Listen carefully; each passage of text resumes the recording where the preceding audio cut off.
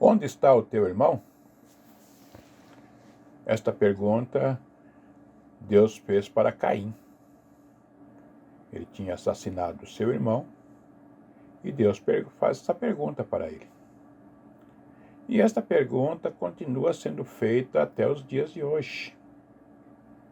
Deus pergunta para nós: onde está o teu irmão? Vamos conferir em Gênesis, capítulo 4, versículo 9. Disse o Senhor a Caim: onde está Abel, teu irmão? E ele respondeu: não sei. Acaso sou eu o tutor do meu irmão? O contexto dessa passagem bíblica é muito conhecido. O Caim matou seu irmão Abel por inveja e tentou esconder de Deus o seu pecado, não demonstrando nenhum arrependimento pelo crime que ele praticou, nenhum arrependimento ali pelo crime praticado. E Deus pergunta: onde está Abel, teu irmão? Nós sabemos que Deus ele é onisciente e não necessita de nenhuma informação humana. Ele fez essa mesma pergunta a Adão quando pecou no Jardim do Éden e também faz a nós, nos dias de hoje, para a nossa reflexão. E com o coração duro, insubmisso a Deus, Caim responde de forma sarcástica, resistindo ali à autoridade divina. E ele respondeu: não sei. Acaso sou eu o tutor de meu irmão? A fé de Caim, ela era superficial, uma fé vazia, sem frutos espirituais. Em seu coração nutria ali uma religião de competitividade, sentindo que estava perdendo o seu direito à primogenitura. E até os dias de hoje, a religião de Caim é marcada por inveja, muita disputa, uma ira irracional e mortes. Muitos religiosos, eles matam sem derramar uma gota de sangue. Por que isso acontece? Porque o homicídio, ele acontece dentro do coração. No Antigo Testamento, o homicídio era quando a pessoa pegava uma arma ou com as mãos mesmo e matava outra pessoa. Mas hoje, no Evangelho da Graça, no período da graça, o homicídio ele acontece no coração. 1 João, capítulo 3, versículo 14 e 15 diz: nós sabemos que passamos da morte para a vida, porque amamos os irmãos. Quem não ama a seu irmão, permanece na morte. Qualquer que aborrece a seu irmão é homicida. E vós sabeis que nenhum homicida tem permanente nele a vida eterna. Na Almeida Revista Atualizada diz: todo aquele que odeia a seu irmão é assassino. Ora, vós sabeis que todo assassino não tem a vida eterna permanente em si. Então, na Almeida Revista Atualizada, diz que é assassino. E na Almeida Revista Corrigida, fala de homicida. É sinônimo. Então, a religiosidade humana, ela apresenta um quadro assustador em nossos dias. Pessoas sobrevivendo praticamente sozinhas, pessoas frustradas com a religião. Todo dia a gente encontra aí pessoas frustradas com a religião. Muitas denominações religiosas cresceram muito em números de membros, mas não cresceram em amor, não cresceram em calor humano. Então, o sistema religioso humano, ele produz crentes egoístas, crentes individualistas. E Deus não nos chamou para termos uma experiência individual mística, mas para um relacionamento com outros membros do corpo de Cristo. Então, a maior parte dos religiosos, eles estão oferecendo sacrifícios à maneira de Caim. Estão oferecendo sacrifícios terrenos que exaltam a soberba humana. Muitas denominações religiosas se tornaram um balcão de negócios. Hoje tem campanhas, né? Vocês sabem, hoje tem campanhas aí de todo tipo, para todos os gostos, para satisfazer os interesses dos fregueses que constantemente oferecem suas ofertas de sacrifícios. Então, muitos líderes religiosos levantam seus clamores nos púlpitos. Aqui, né? Traga a sua oferta de sacrifício, né, que Deus vai te abençoar, Deus vai te retribuir. E o apóstolo Paulo já prevenia, ele já prevenia a igreja dos inimigos da cruz de Cristo. Isso é o que diz em Filipenses, no capítulo 3, versículo 17 ao 19, que diz assim: irmãos, sejam meus imitadores e observem os que vivem segundo o exemplo que temos dado a vocês. Pois muitos andam entre vós, dos quais repetidas vezes eu lhes dizia e agora digo, até chorando, que são inimigos da cruz de Cristo. O destino deles é a perdição. O Deus deles é o ventre. E a glória deles é naquilo que se deviam se envergonhar, visto que só pensam nas coisas terrenas. O Caim, ele ofereceu o fruto da terra. E a religiosidade humana, ela vive envolvida com os frutos da terra. Multidões estão aí oferecendo ofertas de sacrifícios em troca de bens materiais, como se Deus aceitasse barganha dali de suas criaturas. E é uma lista interminável de objetos ungidos oferecidos por pessoas que só visam o quê? Só visam as coisas terrenas. Hoje tem campanha de todo jeito aí. É água ungida, almofada dos sonhos, né? Almofada dos sonhos ungida, cajado ungido, caneta ungida, carnê dos milagres, chave ungida, fita ungida, fogueira santa, gruta dos milagres, lenço ungido, livro das conquistas, manto dos milagres, martelo da justiça, meia ungida, óleo ungido, rosa ungida, sabonete ungido, saquinhos de sal ungido para levar para casa, né? Tijolinho ungido, que é ali que representa a conquista da casa própria, tem até toalha ungida, vassoura ungida para varrer pecado, né? Então, tem campanha de todo jeito, para todo gosto. Então, a religião de Caim é formada por pessoas que vivem ali num relacionamento superficial com Deus e com o seu próximo. É cada um por si, Deus por todos. Cada um oferece o sacrifício à sua própria maneira e as pessoas estão tão empolgadas no oba-oba, em seus constantes eventos, que não percebem a ausência dos membros que muitas vezes deixam de frequentar as reuniões. Estamos tratando de um sistema falido, em que não existe mais espaço nas suas agendas no que diz respeito ali às reuniões e os eventos da denominação religiosa. No entanto, os seus corações estão vazios de piedade, vazios de misericórdia, vazios de amor pelo próximo. Então, nós estamos vivendo aqui um período de individualismo, um período de egoísmo, muito mais acentuado que nas épocas passadas. O sistema religioso vive uma religiosidade hipócrita, sem graça, sem amor, sem misericórdia pelo próximo. As pessoas cumprimentam umas às outras ali com a paz do Senhor, graça e paz, paz de Deus, mas ali não há nenhum vestígio de paz, de amor, de misericórdia entre eles. Não estou aqui generalizando, mas a maior parte da religiosidade, na verdade, quando é religiosidade humana, são todas, porque a verdadeira religião é aquela que está fundamentada em Cristo. Então, a instituição ali religiosa humana, ela produz crentes vitimistas, sem nenhuma responsabilidade com a Igreja de Cristo. Pessoas que a todo momento ficam esperando bajulação, esperando telefonema, esperando visita dos irmãos, né?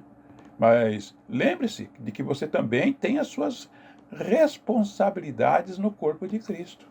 Então, nos dias de hoje, os templos religiosos estão abarrotados de pessoas que não vivem na prática da verdadeira religião. As pessoas são ensinadas a frequentar reuniões. E elas frequentam reuniões e mais reuniões, deixando de lado a principal ordenança do Senhor, Então, o cristianismo não é uma experiência particular, mas de participação, de partilhamento no corpo de Cristo. Então, muitas pessoas que participam das atividades nas denominações religiosas ainda não receberam a revelação do Espírito para discernirem o corpo de Cristo. Então fica a pergunta: onde está o teu irmão? Nesses dias tão corridos que estamos vivendo, será que sabemos por onde anda o nosso irmão em Cristo? Sabemos como ele está? Sabemos se ele está precisando de alguma coisa? Ele está caminhando firmado em Cristo? Ele está andando com más companhias ou está se afastando dos caminhos do Senhor? Estamos vivendo em comunhão com os irmãos, como a palavra de Deus ordena? Então devemos buscar se aproximar daqueles irmãos que têm dificuldade de se entrosarem na comunidade. Se entrosar com outros irmãos é um penoso desafio para os novos convertidos, para os novos membros. Precisamos entender que o novo convertido está passando por um processo de recomeço. É o que diz 2 Coríntios 5,17, né? Assim que se alguém está em Cristo, nova criatura é. As coisas velhas já passaram, e eis que tudo se fez novo. Então o novo convertido é como uma criança que acabou de vir ao mundo. Tudo ainda é muito novo para ele. Então, isso não exime o novo convertido de suas responsabilidades na igreja. Ele também precisa se empenhar para se integrar na comunidade dos salvos em Cristo. Muitas pessoas vão para os cultos e voltam para casa sem nenhum compromisso com a igreja. E quando eu digo aqui igreja, eu não estou tratando de instituições humanas, mas eu estou tratando aqui do corpo de Cristo.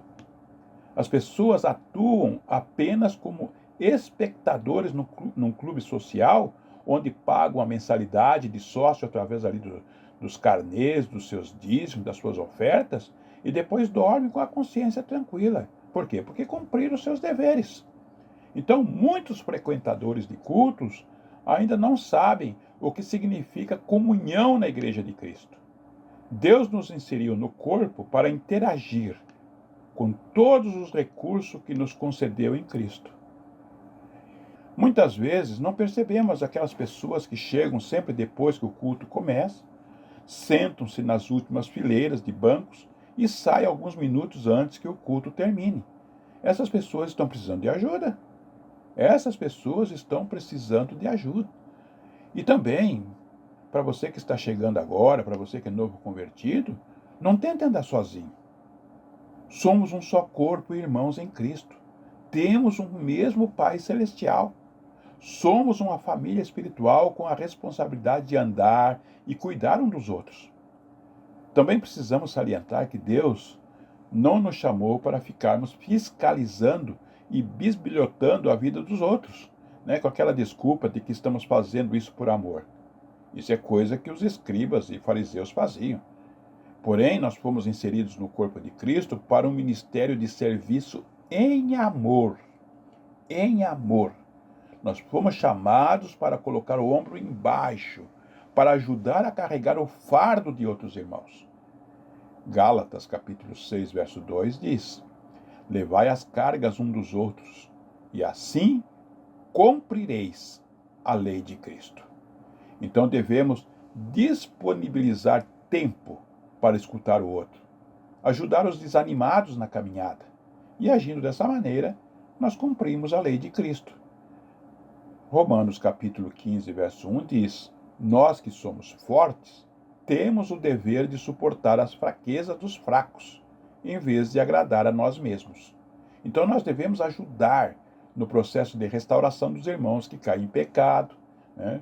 Colocando ali o ombro de baixo, ajudando em oração, no que for necessário. Gálatas 5,14 diz: porque toda a lei se cumpre numa só palavra, nesta: amarás o teu próximo como a ti mesmo.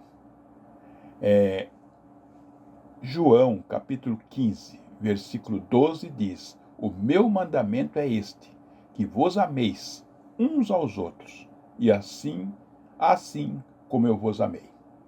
E 1 João, capítulo 4, versículo 21, diz: E dele temos este mandamento, que quem ama a Deus, ame também seu irmão. Então nós temos a responsabilidade de preservar a unidade do corpo de Cristo e devemos nos preocupar com o bem-estar do próximo. Romanos 14, verso 7 diz: Porque nenhum de nós vive para si mesmo, nem morre para si. Então, nós não vivemos para nós mesmos. Nós vivemos para Cristo. E viver para Cristo é uma vida de serviço, de servir ao nosso próximo. Então, o meio religioso está cada vez mais frio, onde vemos ali pessoas com o coração cada vez mais cheio de religiosidade, mas vazio de amor. E Deus continua fazendo a mesma pergunta nos dias de hoje: onde está o teu irmão? Existem muitos religiosos servindo na seita de Caim, dizendo: eu lá quero saber do meu irmão, ele que se vire. Mas a Bíblia diz que nós fomos salvos para servir. Todos devemos trabalhar para a manutenção da comunidade. Falta comunhão em muitos segmentos religiosos.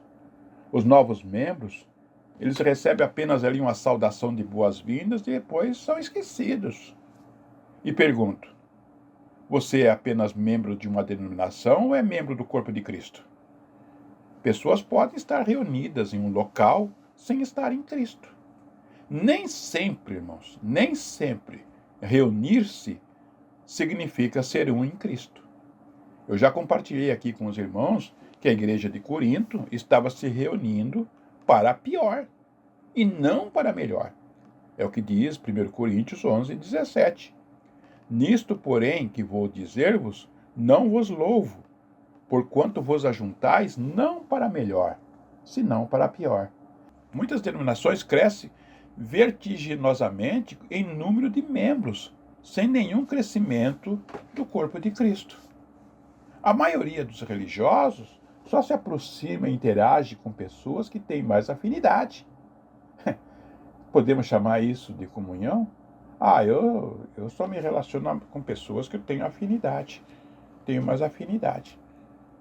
Mas não é isso. Isso não podemos chamar isso de comunhão. Os membros mais antigos devem deixar os novos membros mais à vontade, dando-lhes ali a oportunidade de expressarem seus sentimentos e opiniões.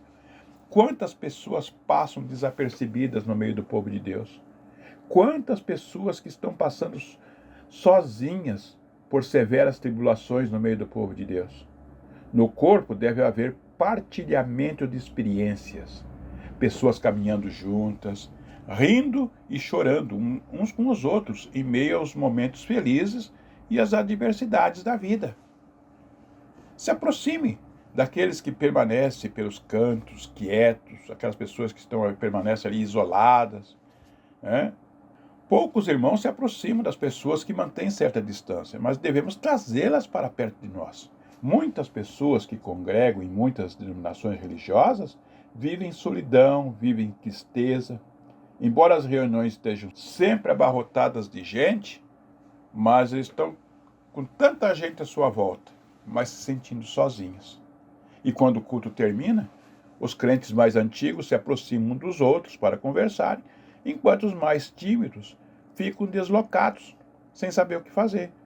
Então, comunhão no corpo de Cristo não significa apenas buscar aqueles com que temos mais afinidade. Isso não é errado, porém o Espírito de Deus está nos perguntando: onde está o teu irmão que necessita de atenção? São sempre as mesmas pessoas da congregação se confraternizando nos lazeres, nas lanchonetes, nos restaurantes. E as pessoas mais simples não são convidadas. Existem muitas pessoas necessitando de uma atenção mais especial. Muitos estão precisando de acolhimento, de amor. E o individualismo é um câncer que se alastra no meio do povo de Deus. Nós fomos chamados em um corpo para vivermos em comunhão com Deus e com os outros irmãos. Nós somos seres sociais. Por isso necessitamos de comunhão com outros irmãos. É impossível ao homem se completar a si mesmo. A vida de Cristo, ela produz a unidade dos regenerados. 1 João 1:7 diz: Mas se andarmos na luz como ele na luz está, temos comunhão uns com os outros, e o sangue de Jesus Cristo, seu Filho, nos purifica de todo o pecado. O Pai nos reconciliou consigo mesmo e com os seus filhos, para vivermos em comunhão espiritual. Salmo 68:6 diz: Deus faz que o solitário more em família, tira os cativos para a prosperidade. Só os rebeldes habitam em terra estéril. Então o texto aqui está dizendo que Deus faz que o solitário more em família.